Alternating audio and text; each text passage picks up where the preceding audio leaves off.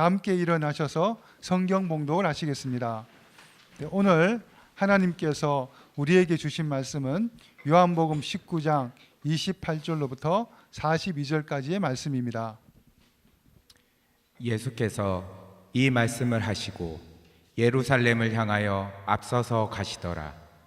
감람원이라 불리는 산 쪽에 있는 벳바게와 베다니에 가까이 가셨을 때 제자 중 둘을 보내시며 이르시되 너희는 맞은편 마을로 가라. 그리로 들어가면 아직 아무도 타보지 않은 나귀 새끼가 매어 있는 것을 보리니 풀어 끌고 오라. 만일 누가 너희에게 어찌하여 푸느냐 묻거든 말하기를 주가 쓰시겠다 하라 하시매 보내심을 받은 자들이 가서 그 말씀대로 만난지라.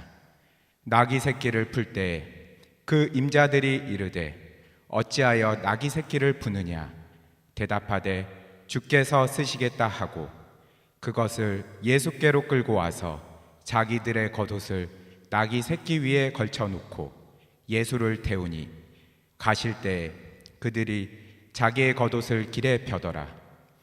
이미 감람산 내리막길에 가까이 오심에 제자의 온 무리가 자기들이 본 바 모든 능한 일로 인하여 기뻐하며 큰 소리로 하나님을 찬양하여 이르되 찬송하리로다. 주의 이름으로 오시는 왕이여 하늘에는 평화요 가장 높은 곳에는 영광이로다 하니 무리 중 어떤 바리새인들이 말하되 선생이여 당신의 제자들을 책망하소서 하거늘 대답하여 이르시되 내가 너희에게 말하노니 만일 이 사람들이 침묵하면 돌들이 소리 지르리라 하시니라. 가까이 오사 성을 보시고 우시며 이르시되 너도 오늘 평화에 관한 일을 알았더라면 좋을 뻔하였거니와 지금 내 눈에 숨겨졌도다. 아멘. 하나님의 말씀입니다. 모두 자리에 앉으시겠습니다. 오늘 종려주일이고 하나님께서 매주마다 우리에게 은혜를 주시지만 1년에 한 번씩 있는 이런 절기를 통해서 우리에게 특별하게 질문하게 하시고 우리에게 받기 원하시는 고백이 있겠다라고 생각이 들었고 주님께서 오늘 본문 말씀을 통해서 우리에게 당신께서 우리에게 갖기 원하시는 마음에 대해서 보여주시고 우리에게 고백하게 하시기를 간절히 기도하면서 준비했습니다. 어떤 책에서 읽었는데 이 얘기가 사실인지 아니면 그냥 지어낸 이야기인지는 몰라도 이런 의미 있는 글이 있었습니다. 어떤 분이 세상을 떠나서 장례식을 하게 됐는데 하관식을 하려고 친지들과 여러 친구들이 같이 버스를 타고 이동을 하게 되었습니다. 장지까지 이동을 이렇게 하게 됐는데 아니 중간 피곤하고 그러니까 다들 마음과 정신이 먹먹해질 즈음에 갑자기 소리가 들리기 시작했는데 거기에 타고 있는 모든 사람들이 깜짝 놀란 소리가 들리기 시작했습니다. 고인이 된 그분이 목소리로 테이프로 녹음하셔서 그분 목소리가 막 이렇게 흘러나오는 거죠. 그 사람들이 경악을 하고 이게 무슨 소린가 깜짝 놀라게 됐죠. 이런 이야기를 하더랍니다. 여러분 안녕하십니까? 나의 장례식에 오신 것을 환영합니다. 사람은 이렇게 한 번씩은 다 죽게 되어 있죠. 나도 죽음을 맞이하면서 후회되는 일 그리고 아쉬운 일이 많았습니다. 그런데 그러한 모든 일들을 되새겨 보니까 다 헛된 것이었습니다. 인생에서 제일 중요한 것은 믿음입니다. 나는 지금 예수님을 믿어 천국으로 갑니다. 여러분들도 부디 예수님을 잘 믿으셔서 천국에서 모두 만나게 되길 바랍니다. 이런 이야기를 갑자기 스피커에 나오게 되더라는 거죠. 깜짝 놀라서 사람들이 이거 어떻게 반응해야 되는 건가. 그리고 나서 이분이 마지막에는 조크로 마무리를 하시더래요. 한 가지 높아심에서 하는 말인데 장지에서 주는 밥 공짜라고 너무 많이 먹어 배탈 나지 마십시오. 그리고 내 중마고인 이 집사 나하고 장지에 갈 때마다 음식을 꼽을 쳤는데 오늘은 제발 그런 짓 하지 마시오. 그럼 나중에 천국에서 봅시다. 그러면서 낄낄낄 웃으면서 테이프가 딱 끝나더라는 거죠. 이 삽시간에 이게 갑자기 끝나니까 완전히 버스 안이 초토화가 돼서 사랑하는 사람을 하늘나라로 보내고 이거 어떻게 해야 되나 하는 마음속에 예수님에 대한 믿음과 그리고 친척들 중에서 믿음이 없는 사람들에게 이것이 계기가 되어서 중요하게 예수님을 바라보는 그런 일이 있었다라는 글을 이렇게 본 적이 있습니다. 종려주일이라고 하면 고난주간의 첫날이기도 합니다. 그래서 종려주일은 기뻐해야 되는 날인가 아니면 고난을 준비해야 되는 날인가, 오늘 이 주일을 통해서 우리가 마음속에 이 날을 예루살렘의 왕으로서 오신 예수님에 대해서 말씀이 이루어지는 날을 선포하는 이 귀한 날을 통해서 우리의 마음속에는 두 가지 생각이 양가 감정으로 같이 있는 것을 발견하게 됐습니다. 기쁜 날이기도 하면서 동시에 뭔가 기뻐해야 되는 건지 아니면 그냥 내일 새벽기도 열심히 하기 위해서 마음을 잘 단돌이 해야 하는 것인지, 결론부터 말씀드리면 기뻐해야 하는 것이 맞는 날입니다. 주님께서 우리에게 하나님께서 약속하신 대로 약속을 이루어 주셨으니까. 그런데 이런 마음을 우리가 붙잡을 때 실제로 우리에게 누려지지 않는 것에 대해서, 명확하지 않는 것에 대해서 질문 몇 가지로 우리가 종려주일에 맞이해야 될 기쁨을 캐치할 수 있을 거라는 생각을 하게 됐습니다. 어린아이들도 이렇게 보면 잘 우는 애들 있지만 보통 잘 웃는 애들이 또 건강하게 울기도 하고 그렇게 되잖아요. 이 말이 사실인지 잘 모르겠지만 선생님들이 보면 잘 노는 애들이 공부도 잘한다, 이런 이야기를 하시더라고요. 보통 심각하게 공부 열심히 하는 사람들보다 공부를 탁월하게 잘하는 사람들 보면 잘 놀기도 잘 놀더라, 자리를 이렇게 펴줬을 때 잘 놀더라. 물론 그냥 작정하고 처음부터까지 계속 노는 사람들도 있지만, 그렇게 생각을 해보면 오늘 우리가 이 날을 정말 기뻐하고 즐거워할 수 있으면, 그러면 내일서부터 있을 주님께서 하실 일들에 대한 의미를 우리가 바로 새길 수 있을 뿐만 아니라 부활의 기쁨에도 온전히 동참할 수 있게 되겠구나, 이런 생각을 하게 됐습니다. 우리가 항상 보면 이 종려주일 예배 통해서 장례나 이런 것들처럼 하나님께서 우리에게 주신 은혜를 다 처음부터 끝까지 머리로 알고 있기 때문에 누리지 못하는데, 저는 종려주일에 세 가지 질문을 해보게 되었습니다. 그리고 그게 제 믿음을 한번 생각해 보게 되는 중요한 계기가 되었습니다. 첫 번째, 본문을 통해서 제게 질문해 본 첫 번째 질문은, 저는 내 것을 다 드린 적이 있나, 이런 질문을 해보게 되었습니다. 나귀 새끼를 드린 주인처럼 나는 주님께서 필요하신다고 이야기할 때 나는 내 것을 그렇게 흔쾌히 드린 적이 있나.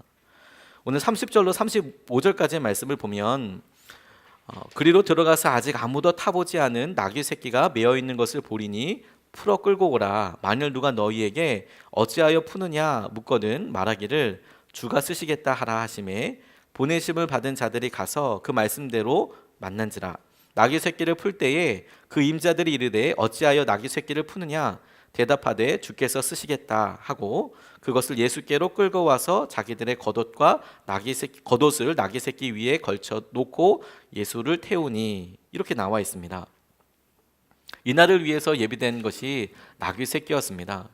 예수님께서 이 땅에 왕으로 오셨다, 그리고 구원자로 오셨다, 그렇게 하나님께서 큰 일, 엄청 의미 있는 이날을 겪게 하시면서 하나님이 예비하신 것은 나귀 새끼 한 마리, 그걸 예비하셨다라는 것이죠.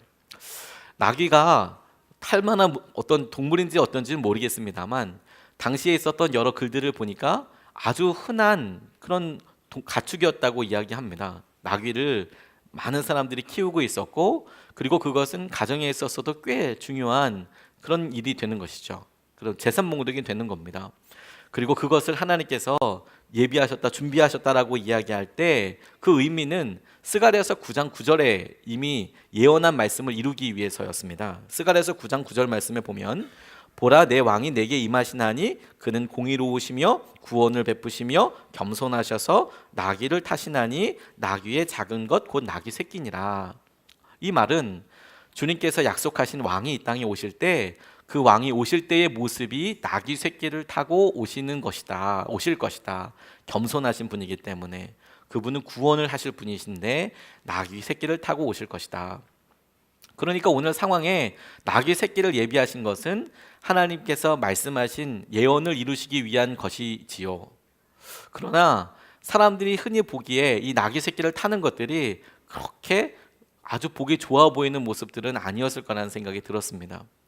근데 그럼에도 불구하고 낙이 주인의 입장에서는 이게 어떤 의미였을까 하는 것이죠. 낙의 주인이 그 이야기 예언의 말씀을 기억하고 있어서 이게 하나님께서 나를 통하여 내가 드리는 것을 통하여 하나님이 이 땅에 오신 예수님을 통하여 하실 약속을 드러내시는 거구나라고까지 생각할 수 있었을까? 말씀은 그렇게 나와 있지 않죠.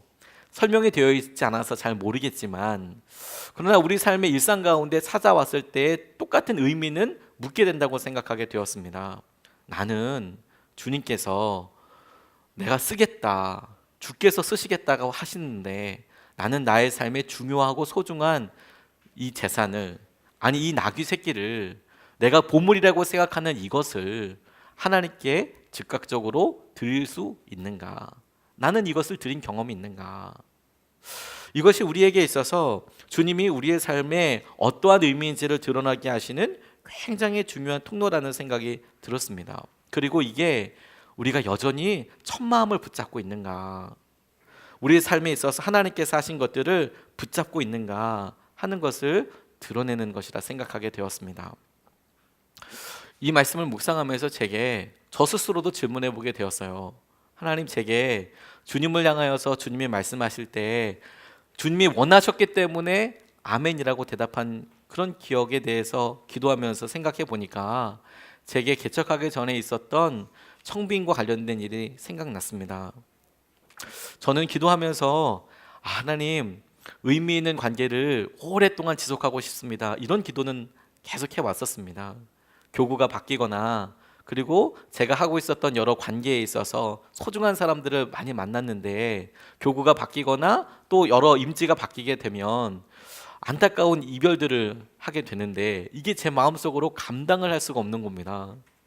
교회에서는 당연히 교회의 질서가 있어서 그리고 한 사람이 계속 맡고 있는 것보다 여러 사람이 계속 순환해서 맡는 것이 교회 전체적으로는 참 좋은 일일 수 있습니다. 그런데 제 마음이 이제 그걸 따라가지 못하는 거죠.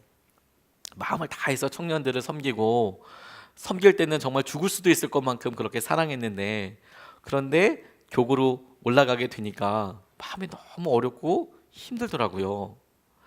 친구들한테 이야기하지는 못해도 저 스스로 연락도 하지 않고 당장 어제까지만 해도 모든 것을 다 내어둘 피를 무는 심정으로 기도하고 그랬는데 싹 내려놓고 나니까 이 마음의 허탈감을 감당할 수가 없었습니다. 오래 맡아서 그렇겠지. 그러고 나서 요셉교구를 담당할 때에도 너무 귀한 분들 많이 맡았고 함께 기도하고 무엇보다도 제 모습과 너무 똑같으니까 제가 경험하고 있는 일들과 똑같으니까 남의 문제가 아니라 제 문제처럼 같이 기도했거든요.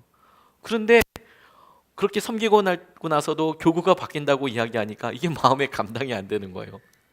제가 이렇게 같이 기도했던 이 아이 건강을 놓고 간절히 기도하고 또 오랫동안 기도하여서 아이를 갖게 되고 그 아이를 유아 세례 교육도 하고 심지어 세례를 줄 수도 있는 기회도 있고 그렇게 하다가 바뀌고 나니까 제 마음속에 인간적인 욕심이라고 생각되지는 않지만 막연하게 이런 갈망 같은 게 있었어요. 이 아이가 결혼할 때 내가 주례도 해주고 싶다.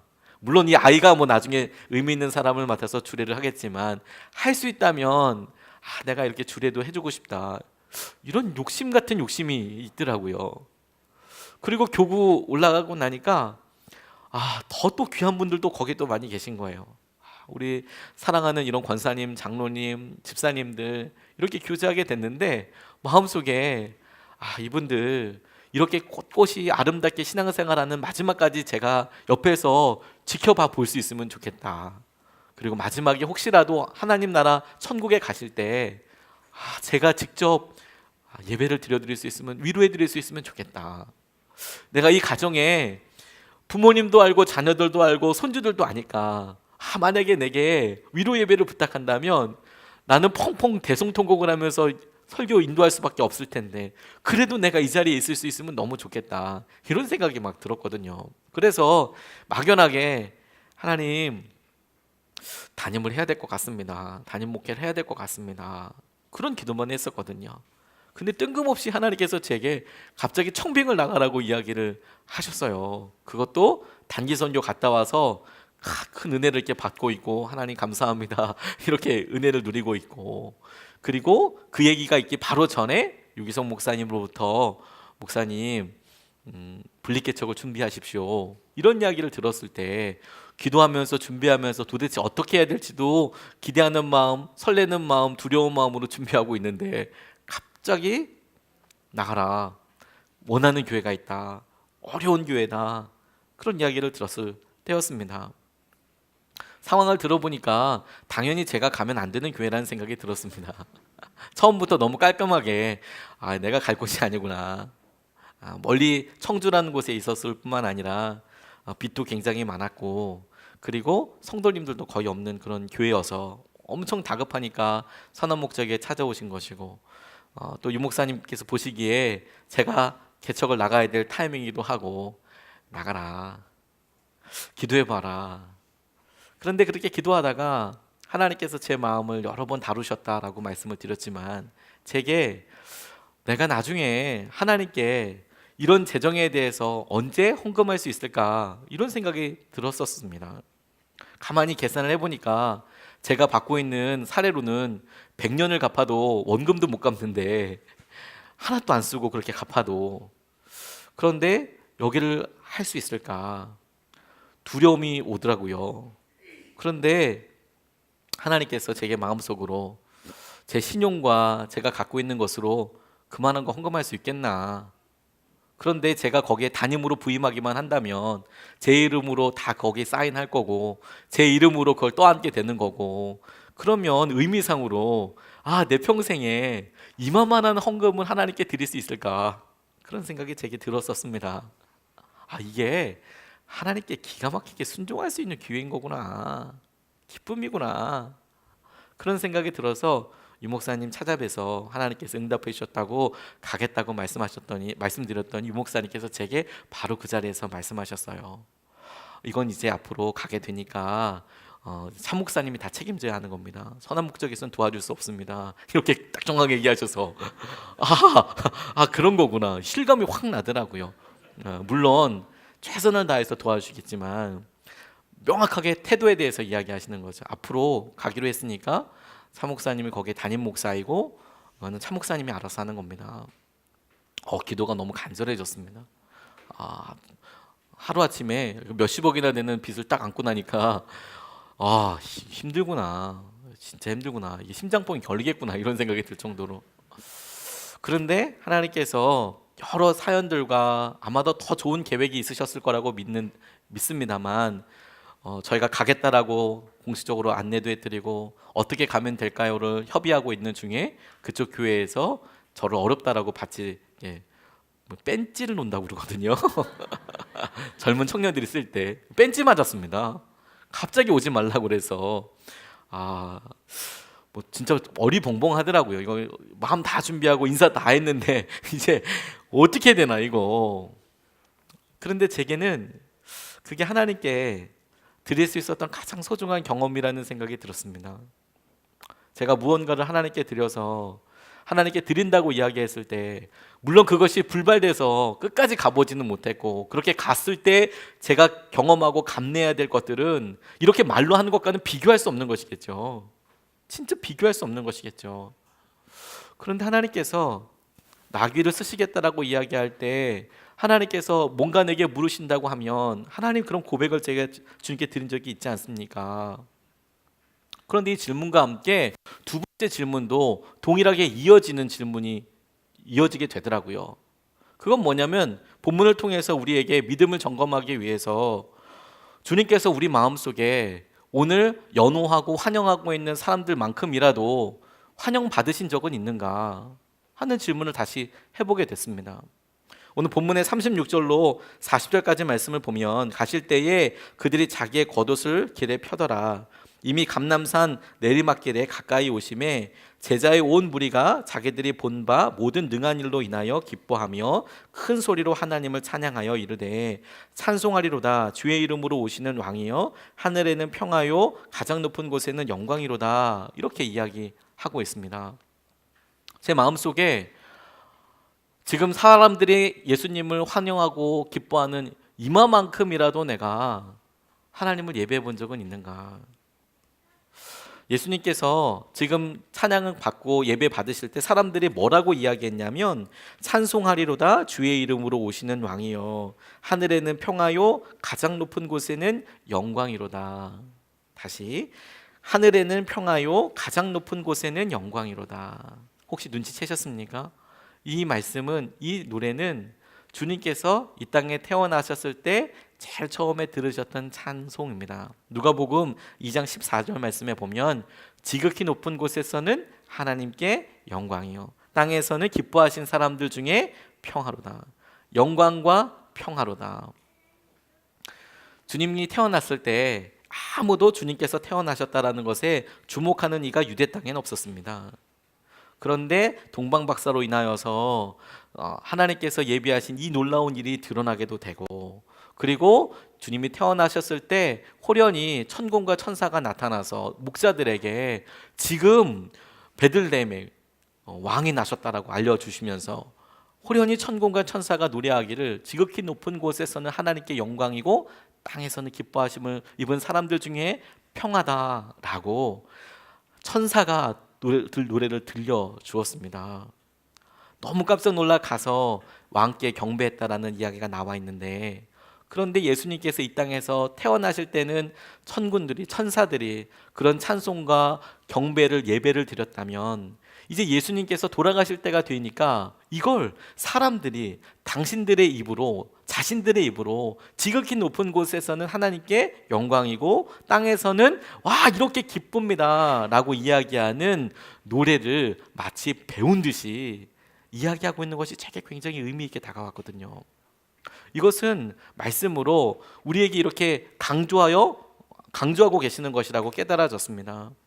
아, 예수님께서 처음에 오셨던 하나님께서 하실 그 계획이 30년 동안 사시면서 사람들에게도 전달되어서 지금 이들이 무슨 말로, 무슨 정신으로 이런 고백을 하는지는 몰라도 하나님은, 그리고 이 처음과 끝을 아는 사람들은 분명히 아는 것이죠. 이거 하나님께서 하신 거구나.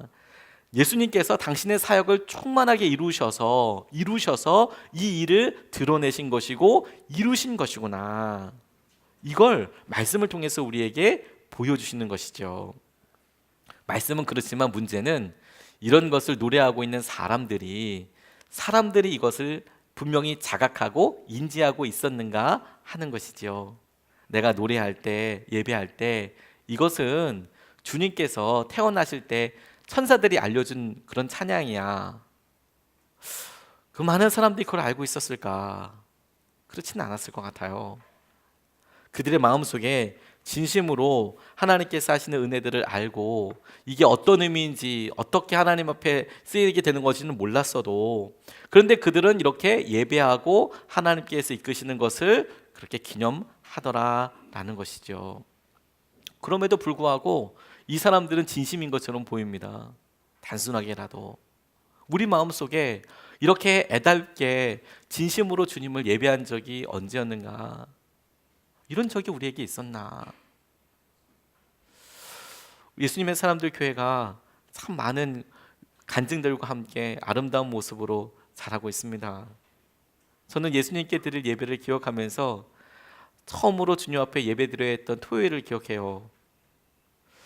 파송 선교사님들이 마음을 같이 해주시고 정말 귀한, 주께서 쓰시겠다고 하니까 1년을 그렇게 결단하고 같이 나오신다고 하지만 제게 그분들은 주일날 만났어야 실제가 되었던 것이고 토요일 날에는 이름으로만 존재하는 분들이었거든요. 만나지 못했으니까. 토요일 날 설교 준비를 하는데 하나님, 이게 얼마나 부담이 되는지, 내일서부터 설교를 하는데 잘하겠다는 생각뿐만 아니라 이분들과 함께 앞으로 계속 목회하면서 설교를 해야 되는데 도대체 무슨 말을 해야 하는지, 어떻게 해야 하는지, 그 상황은 어떻게 되는 건지, 예배 준비는 잘 되는 건지, 이게 처음이니까 저도 아무것도 알지 못했습니다. 그런데 토요일 날 가만히 사무실에 앉아서 기도하는데 그렇게 아무것도 할 수 없고 아무것도 예측할 수 없으니까 제게 분명하게 예수님만 보여지게 되더라고요. 어떤 상황이 벌어질지 모르지만 그래도 명확하게 한 가지 정확한 것은 뭐냐면 예수님은 기뻐하실 예배가 돼야 될 텐데 예수님만큼은 기뻐하시는 예배가 되어야 될 텐데, 예수님을 알고 예수님이 드러나는 예배가 되어야 될 텐데, 어느 분이 오실지도 모르기 때문에 더더욱 그렇게 되더라고요. 첫 번째 새벽 예배 드리겠다고 이야기했을 때 얼마나 많은 분이 오실지도 잘 모르고, 선한목자교회에서 옆에 바로 예배 드리고 있는 그 한가운데서 우리 새벽 예배 하자고 했을 때 얼마나 많은 분들이 믿음으로 동의해 주실까, 함께 해 주실까. 근데 그런 생각을 할 때 제게 있어서 주님만 진짜 보아지게 되더라고요. 주님께서 이곳에 오셔서 같이 우리 기도를 받아주셔야 될 텐데, 뭔가 알지 못하고 예측할 수 없었던 것들을 생각하면서 제게 있어서는 그게 의미 있는 예배로 깨달아지게 됐었습니다. 근데 이 말씀을 준비하면서 그렇지, 우리가 한 번이라도 주께서 쓰시겠다라고 이야기했을 때 드린 적이 있나, 한 번이라도 이렇게 내가 예배한 적이 있었나, 진심으로 주님을 왕으로서 높여드린 적이 있었나. 근데 그런 이야기를 하면서 저처럼 여기 계신 분들도, 그래, 내가 그때 그런 일이 있었지, 그래서 하나님께서 나를 만나 주셨지, 내게 복됐지, 그때 참 귀한 간증이었어, 아마 이런 생각들은 다 갖고 계시지 않을까 생각을 하게 됐어요. 그런데 이어지는 진짜 질문이 있는 것이죠. 그게 지금도 그러한가? 종료주일을 맞이하면서 주님께서 우리에게 이 본문 말씀을 통하여, 너는 단 한 번만이라도 주님께서 쓰시겠다고 이야기할 때 네 거라고 챙기지 않고 그거 드린 적 있냐? 너는 예수님께서 왕으로 오실 때 이렇게 진심으로 주님을 예배하면서 마음으로 다해서 주님 앞에 반응해 본 적이 있나? 예, 주님, 제가 그렇게 있습니다. 그리고 났을 때 주님은 바로 물으시기를, 지금도 그러하냐? 오늘도 그러하냐? 지금 이 자리도 그러하냐? 라고 물으신다면 저는 가슴이 먹먹하게 계속해서 주저하면서 묻게 되더라고요. 그것이 저의 마음의 어떠한 상태를 말하는 것일까? 지금도 제게 물으신다면, 예, 주님, 그렇게 할 수 있습니다 라고 고백할 수 있을 터인데, 그런데 제 마음속에 결단과 주님을 향한 마음은 변한 것 같지 않은데, 그런데 이 마음속에 있는 헛헛함과, 하나님, 그때 분명히 하나님을 경험하고 예배했을 때, 하나님 앞에 그렇게 순종했을 때 느꼈던 평안과 절대 겁이 없는 그런 하나님께서 인도해 주신다는 무한한 신뢰와 알 수 없는 기쁨과, 하나님, 그런 것들이 내게도 있는 것이냐고 지금 물어보신다면, 하나님, 고백은 있는데 제 마음은 왜 이렇게 준비되지 않은 걸까요? 일주일 내내 이것 때문에 싸움한 것 같습니다. 이게 실체일까요, 주님? 나귀 새끼를 드렸던 것이, 우리가 적어도 10년 전, 20년 전, 아니 처음에 주님을 만났을 때, 아니 비교적 최근에라도 내가 주님을 만나서 그렇게 고백했는데 그 은혜의 약발이 어느 순간에 떨어져 버리고, 나귀 새끼는 드렸는데 구체적인 응답이 되지 않아서, 이게 주님이시다, 하나님이시다 라고 오시지 않아서 그 시기를 살다 보니까 이게 드린 게 드려진 건가? 이게 의미가 제대로 전달된 건가? 혹은 주님을 높여드렸던 예배가 아직은 부흥으로 임하지 않아서 하나님께서 또 다음에 또 이런 예배를 받으셔야 하는 것 아닌가? 그런데 이 모든 질문이 저에게 다음의 질문을 통해서 새롭게 변화가 됐습니다. 이 땅에서 단 하루의 영광이라도 그게 무슨 의미가 있겠는가 하는 것이죠. 이 말은 주님께 다 드릴 수 있고 주님을 기뻐했던 적도 있었는데 지금도 그만큼의 열정이 있는 것이냐, 지금도 그만큼의 마음이 있는 것이냐라고 물으시는 것 같고, 그럴 때 제 마음이 하루뿐인 영광 같은 거예요. 그때는 분명히 종려주일에 드렸던 이런 예배처럼 사람들이 환호했던 것처럼 그렇게 확 주님 앞에 드린 것 같은데, 제 마음속에 이게 하루 만에 이렇게 확 끝나버린, 지금은 어느 순간에 그 군중들이 다 사라져버린 것 같은 느낌? 변화도 있었고 의미도 변했는데, 그런데 이게 하루뿐인 거 아니었나? 그리고 이제는 제 속에 이렇게 저를 이렇게 안아주는 거, 얘기해 주는 거예요. 좀 극단적일 수 있어, 순종이. 날마다 어떻게 그렇게 할 수 있어? 어떻게 매년마다 그렇게 전심으로 반응을 해? 어떻게 전부를 다 그렇게 날마다 드리나? 그거 극단적이었다고 보일 수도 있어. 이제는 오래가는 순종을 해야 해. 이제는 오래가는 순종을 해야 해. 다 이렇게 드리는 것보다 오래 죽을 때까지 하는 순종을 해야 해. 이런 게 제 마음속에 이렇게 변명처럼 드는 거예요. 그렇게 한번 쏟아붓듯이 하는 순종, 하나님 앞에 전심으로 했던 순종이 마치 종료주의를 보내고 났을 때 그날 하루만큼은 확 하나님께 반응했는데 확 식어버리는 그 다음날처럼 우리 마음속에 이제 여러 번 경험하다 보니까 이거 어떻게 해야 되나 싶은 생각이 드는 것이죠.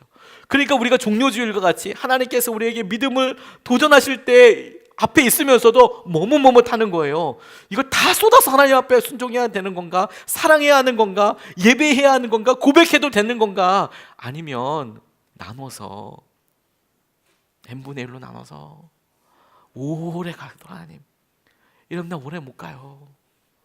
한번 확 하고 말죠. 오래 못 가요. 이렇게 이야기하는 것은 아닌가? 교회가 개척되고 2년 넘어가면서 엄밀하게 1년 차가 돼가면서 어떻게 그렇게 날마다 순종할 수 있을까? 좀 살아야 되는 거 아닌가 이제? 1년 때는 좀 열심히 했지만 2년 때는 좀 살아야 되는 거 아닌가? 삶도 있고 새벽기도 어떻게 날마다 그렇게 하나? 40일 특세를. 이건 제 마음입니다. 제 마음. 여러분들의 마음이 그렇다는 게 아니라 제 마음이 그랬다는 거예요. 제가 기도하면서 하나님께서 제 마음속에 다루시는 거죠. 어떻게 그렇게 하나? 평생 순종할 걸 해야지. 특별 새벽기도 앞으로 5번 더 인도해야 되는데 하나님 어떻게 이렇게 할까요? 제 마음속에 이런 마음에 주님께, 주님 영원히 왕이 되셔야 하실 분이 하루 동안의 왕으로서의 고백이 무슨 의미가 있을까? 이런 질문까지 하게 되더라고요. 제 마음속에 하나님, 예수님은 평생 제 삶의 왕이신데 그런데 이 하루 영광이 영원히 왕이 되셔야 할 분인데 이 하루 동안 이거 지금 받는 게 주님께 무슨 의미가 있습니까? 하늘 보좌를 버리신 분이 이 땅에서 가난한 사람들에게 왕으로 불리시는 것이 무슨 큰 영광이라고 주님 이루셨습니까? 이게 마치 제 마음을 보여주는 것 같아서 주님께서 이렇게 오셨는데 하늘 보좌 버리신 하나님께서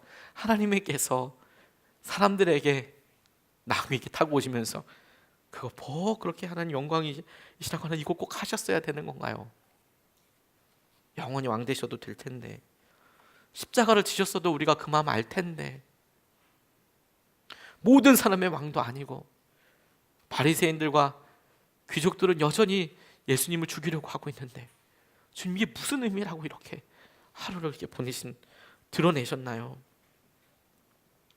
주님이 기도하는 가운데 제게 마음을 주시기를, 이 종려 주일이 주님 자신의 영광을 위해서가 아니라 그 가운데 호산나 하나님의 이름으로 오시는 분이라고 외치는 사람들, 오늘 이렇게 예배하는 저와 여러분들을 위해서 주신 시간이고 기회라는 마음을 주셨습니다. 짧은 시간에 단 한 번이라도 너는 왕이라고 고백해 본 적이 있냐?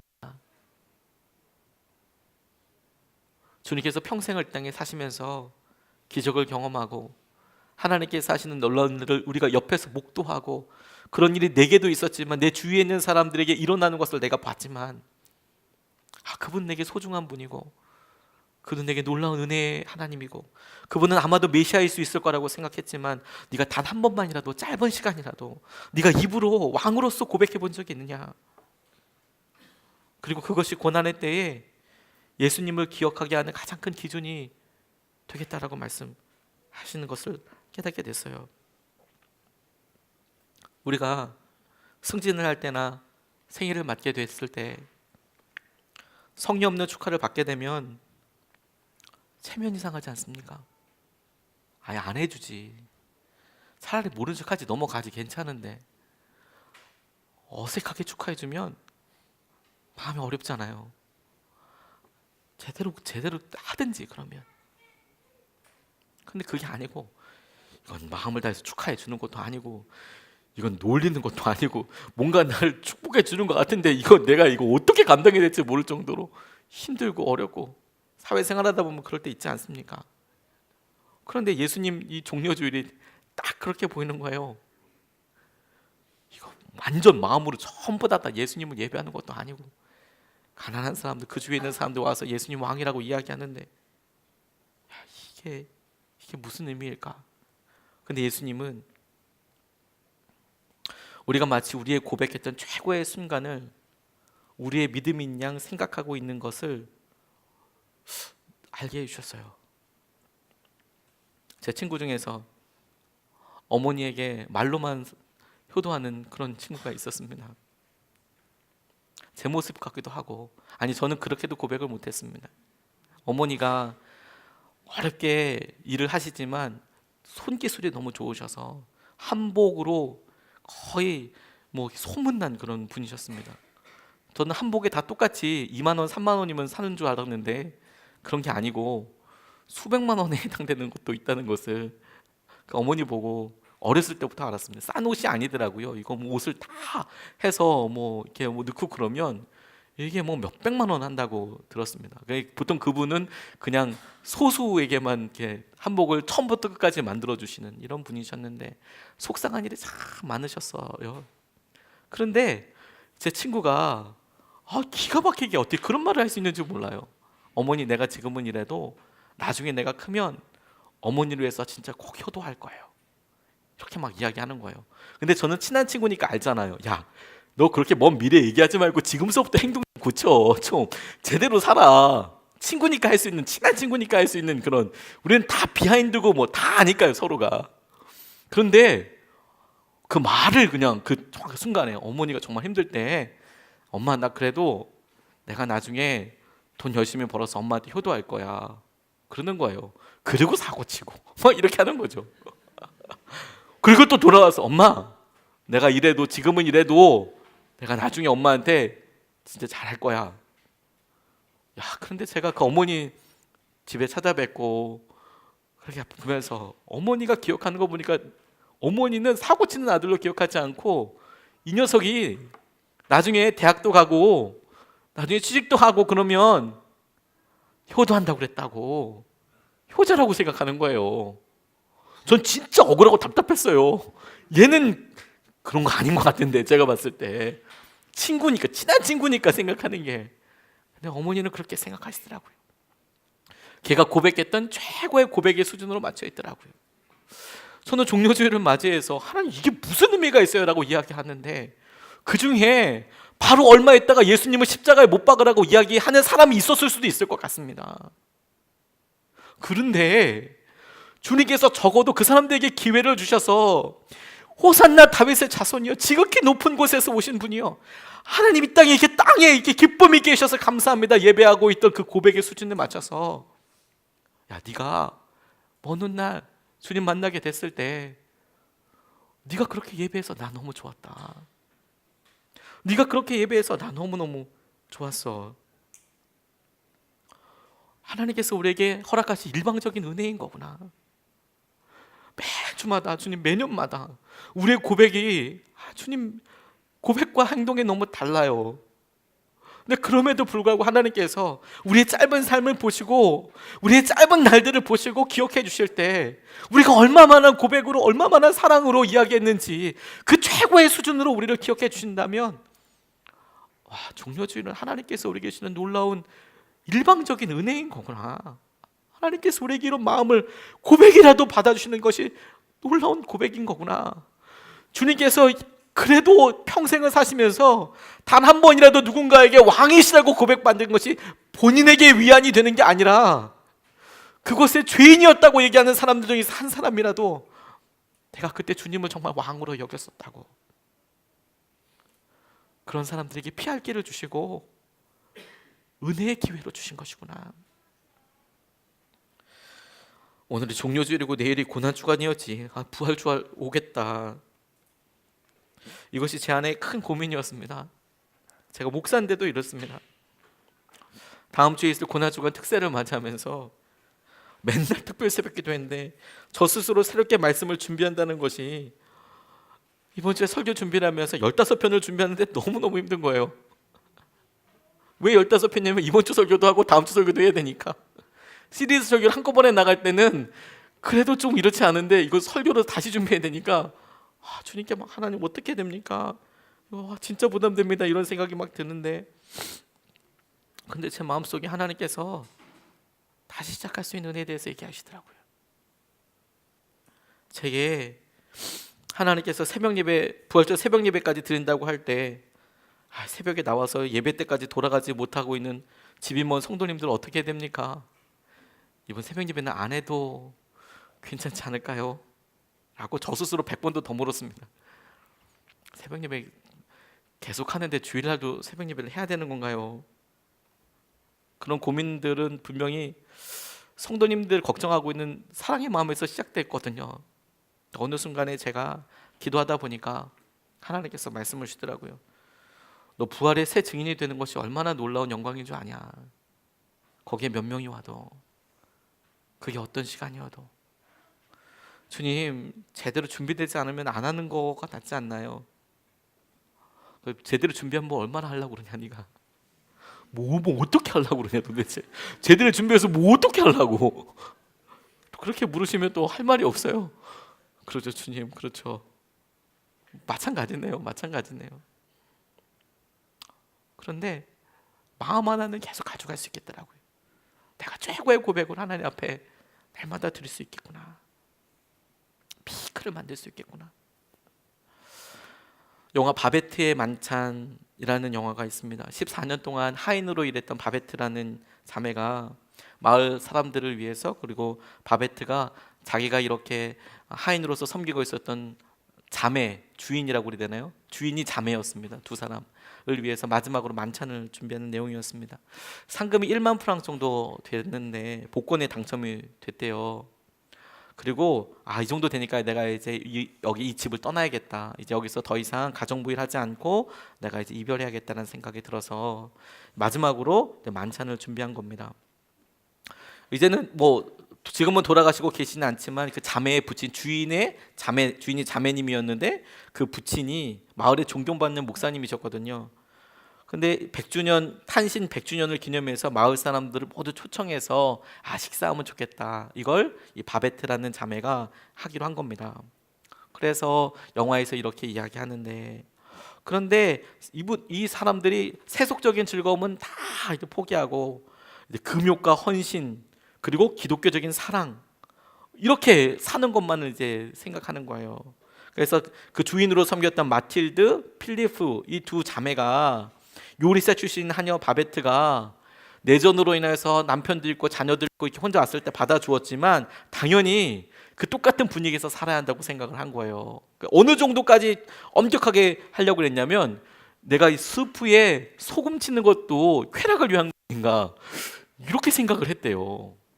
그러니까 내 자신을, 내 육신을 위한 거 아닌가. 참 이상하죠.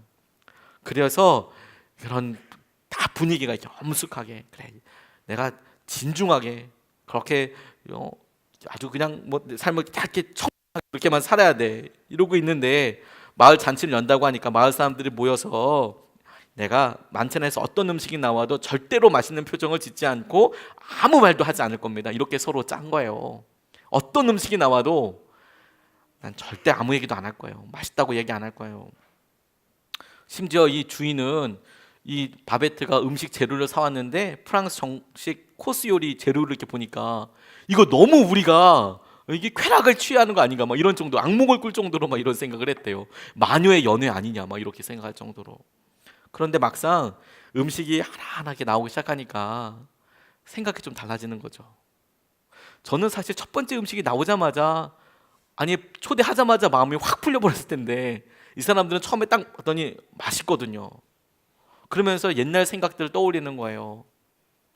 자기 주인들도 각각 첫사랑이 있었는데 그 첫사랑과 연결될 뻔했는데, 내가 주님을 위해서 살아야지, 내가 금욕하면서 살아야 돼. 그래서 사랑하는 남자가 마음을 다 열어 보여줘도 애써 부인하고 외면하고 그게 떠나버리고, 뭐뭐뭐뭐 하다가 떠나버리고, 그런 생각들이 나기 시작하는 거죠.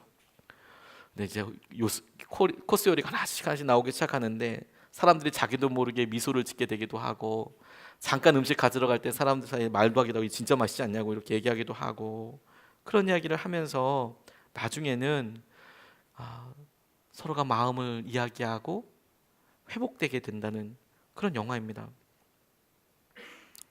그런데 그 영화 중에서 제일 마지막에 앞권은 뭐냐면 바베트가 이렇게 이야기하는 거예요. 이 만찬은 당신들을 위한 것이 아니었습니다 라고요. 자기를 위해서 바치는 사람, 이걸 준비하는 사람들, 회복과 이런 것들을 위해서 드렸던 사람들, 자기를 위해서 내가 내 삶의 고백을 위해서 이런 것들을 하게 되는 거라고요. 소리로라도 참석했던 사람들에게 하나님은 반드시 임하신다는 것을 알게 해주시는 거라고 믿어요. 저는 사람들의 목소리가 커서 허무하게 예수님이 돌아가셨던 순간도 있지만, 근데 우리 입으로 단 한 번이라도 예수님을 주님이라고 왕이라고 고백했다면 우리의 삶이 나중에 그거 하나로도 인정받게 될 날이 있을 거라고 생각이 듭니다. 제가 고등학교 입학할 때 실수로 했는지 어떻게 했는지 반에서 좋은 성적으로 입학하게 됐어요. 꽤 괜찮은 성적이었습니다. 근데 이게 축복처럼 여겨지지 않았습니다. 진짜 문제는 그 다음이었거든요. 3년 내내 그거 유지하느라고 죽을 뻔했습니다. 지나놓고 나니까 저에게 가장 큰 유익이었더라고요. 그렇게 하기 위해서가 아니라 그거 지켜내려고 노력을 했는데, 그 시간이 지나고 나니까 제가 가장 커다랗게 자라고 성숙하고 제 마음에 단단해지는 그런 순간이었던 것 같아요. 고난주간이 다가왔습니다. 오늘 주님께서 우리에게 또한 고백을 받으십니다. 우리의 삶에 있어서 믿음의 피크를 만들었으면 좋겠습니다. 하나님, 정말 주님 사랑합니다.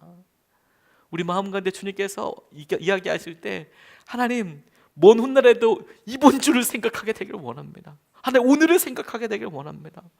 주님께서 우리에게 인도하시고 말씀하실 때 하나님, 오늘의 이 단 하루의 영광이라도 우리가 최선의 것을 주님께 드려서 주님께서 오늘을 기뻐하시고 즐거워하셨으면 좋겠습니다. 우리가 믿음의 피크를 만들 때에 믿음의 산맥을 만든다고 생각했으면 좋겠어요. 후지산처럼 평창 가운데 우뚝 솟아 있어서 그냥 내가 한번 이런 첫사랑의 믿음이 있었다로 끝나는 게 아니라 믿음으로 한번 반응하고 그 다음에 옆에 믿음으로 반응하고, 그래서 백두대간처럼 믿음의 산들이 피크들이 이어지면 산맥도 되고 사람들도 먹고 살고 기후도 바꿀 만큼의 그런 믿음의 여정이 되지 않겠습니까? 주님께서 이 종려주일과 고난주간을 통해서 우리의 온전한 왕이 되시고 우리를 온전히 구속하여 주시고 축복하여 주시게 될 줄로 믿습니다. 우리 같이 말씀 붙잡고 기도하시겠습니다. 이 땅에서 단 하루의 영광이 무엇을 의미할까요? 이 땅에서의 단 하루의 영광은 하나님의 영광이 아니고 우리에게 하나님께서 영광을 받으실 수 있도록 기회를 주신 것입니다. 이 말은 이 하루가 아니면 예수님을 생전에 왕이라고 고백할 수 있는 날이 없다는 의미입니다. 주님, 우리의 삶이 100년 살 것 같지만 얼마 남지 않고 내년도 우리가 종려주일 맞을 것 같지만 주님, 우리 아무도 장담할 수 없고 이 땅에서 단 하루에 우리가 기회를 갖게 된다면, 하나님 단 하루를 살게 된다면 주님 정말 사랑합니다, 주님밖에 없습니다라고 고백하는, 주님이 우리 삶의 왕이십니다. 주님께서 주께 쓰시겠다고 말씀하시면 드리겠습니다. 주님께서 예배하겠다는 마음을 다 들여서 예배하겠습니다. 겉옷을 깔겠습니다. 주님, 우리 가운데 영광을 받아주시고 우리에게 왕이 되어 주십시오. 이렇게 말씀 붙잡고 같이 기도하시겠습니다.